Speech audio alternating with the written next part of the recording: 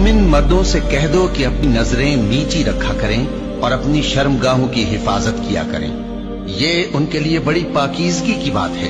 और जो काम ये करते हैं अल्लाह उनसे खबरदार है। और मोमिन औरतों से कह दो कि वो भी अपनी निगाहें नीची रखा करें और अपनी शर्मगाहों की हिफाजत किया करें, और अपनी आराइश यानी जेवर के मकामात को जाहिर न होने दिया करें मगर जो उसमें से खुला रहता हो, और अपने सीनों पर ओढ़नियां ओढ़े रहा करें, और अपने खाविंद और बाप और खुसर और बेटों और खाविंद के बेटों और भाइयों और भतीजों और भांजों और अपनी जैसी मोमिन औरतों और लौंडी गुलामों के सिवा नीज उन खुद्दाम के जो औरतों की ख्वाहिश न रखें, या ऐसे लड़कों के जो औरतों के पर्दे की चीजों से वाकिफ न हो। गरज इन लोगों के सिवा किसी पर अपनी जीनत और सिंगार के मकामात को जाहिर न होने दे,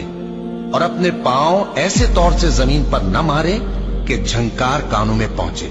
और उनका पोशीदा जेवर मालूम हो जाए। और मोमिनो सब अल्लाह के आगे तौबा करो ताकि फलाह पाओ, और अपनी कौम की बेवा औरतों के निकाह कर दिया करो, और अपने गुलामों और लौंडियों के भी जो नेक हों निकाह कर दिया करो। अगर वो मुफलिस होंगे तो अल्लाह उनको अपने फजल से गनी कर देगा, और अल्लाह बहुत वुसअत वाला है, सब कुछ जानने वाला है।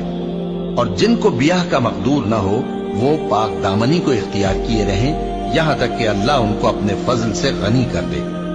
और जो गुलाम तुमसे मुकातबत यानी माल देकर परवाना आजादी की तहरीर चाहें, अगर तुम उनमें सलाहियत और नेकी पाओ तो उनसे मुकातबत कर लो, और अल्लाह ने जो माल तुमको बख्शा है उसमें से उनको भी दो। और अपनी बांदियों को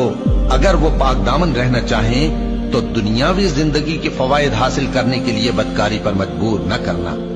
और जो उनको मजबूर करेगा तो उन बिचारियों के मजबूर किए जाने के बाद